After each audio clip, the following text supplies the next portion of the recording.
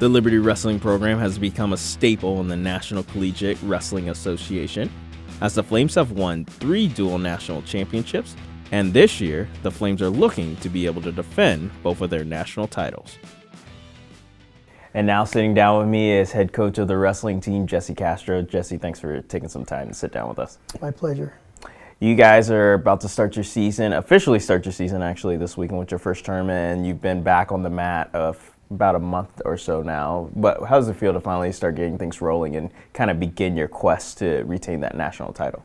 Well, actually, we did start the first week of September as soon as the guys got back, so we've been at our preseason for quite a while. But we're excited about the competition this weekend. I feel that our guys are biting at the bit, so to speak, which is a good place for them to be right now.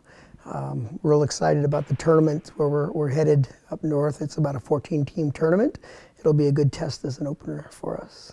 And obviously, one of the mantras for this wrestling team has always been another day to excel. Tell me, how did that phrase come about? Well, it was a phrase that was implemented back when I was a student athlete here on the wrestling team. Our assistant coach, Gary Avila, used to say that every day, and so I've stole it from him, and in many years that I've been coaching, and the various places I've used that and tried to instill the pursuit of excellence in our guys every practice. Pursuit of excellence has definitely been something you guys have been able to do ever since you've come into the NCAA in 2011. But back then, there was a little uncertainty with this program. I know you touched on it before when the program did get reclassified to back in 2011. But talk a little bit about what it was like just trying to keep the program alive. Wow, yeah, you're going back a little bit here, and some old emotions reemerging. But yeah, it was a trying time for us as coaches and as a program at large. The adjustment going from the NCAA to the NCAA, there was a lot of disappointment, of course, in the athletes, and I lost about 50 to 60% of my athletes at that time when we did reclassify. So in a sense, it was a rebuilding time for us. But the athletes that we did retain and that were loyal to the program, those are pretty high caliber athletes that did quite well, in this division. And so, they laid the groundwork for us and set a precedent for success. And it's nice to see that the guys subsequently, the teams have bought into that and have followed suit. When we talk about Liberty Wrestling, obviously we know how historic it is and a lot of long line in history with this program and obviously prestige. But also when people talk about Liberty Wrestling, the name Jesse Castro kind of comes up to mind as well. Is that interesting to you, or ever feel at norm that you're kind of affiliated with the brand? That's a loaded question, Patrick. It's very emotional to me because you're right. My roots are here. I came here in 1976, 5 years after the beginning of this entire university, and so I recall those memories. Living on an island, not having a dorm, and those are going through that embryonic season of the school. I hold dear those memories.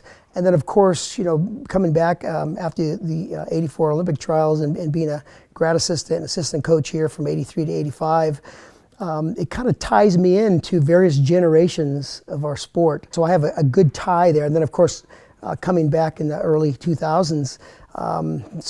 Throughout the whole, the different phases of the program, to be associated is really humbling. It's an honor, honestly, to be part of it. And I just feel like giving back to a program and a university that has meant so much to me throughout the course of my young Christian life, as well as my latter life, if you will, has been really meaningful.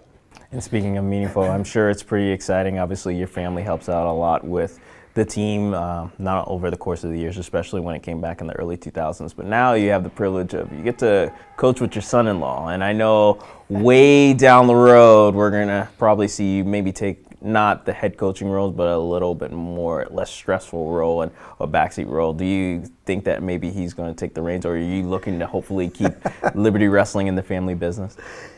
Have you been reading my mail? That thought has been at the forefront of my mind.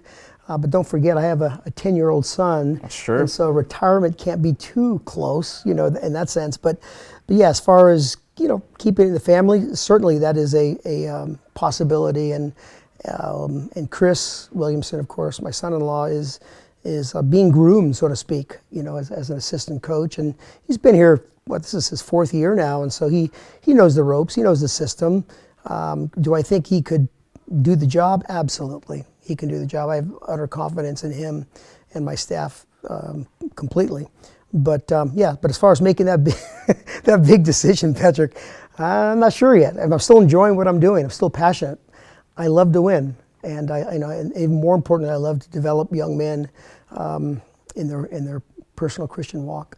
And I know you just touched on it a little bit. You love to win. We've seen that through the last few years, how excited you get not only on the mat after a big pin or a big point gets scored for your team, and obviously the plethora of accolades that you guys have had. But talk a little bit about now coming into the season. Like obviously I said earlier, the goal is probably win back-to-back national titles. But you have done a fantastic job of setting goal. That's always been your secondary goal. And talk a little bit about the first goals that you have for this team, because I know a lot of them apply off the mat.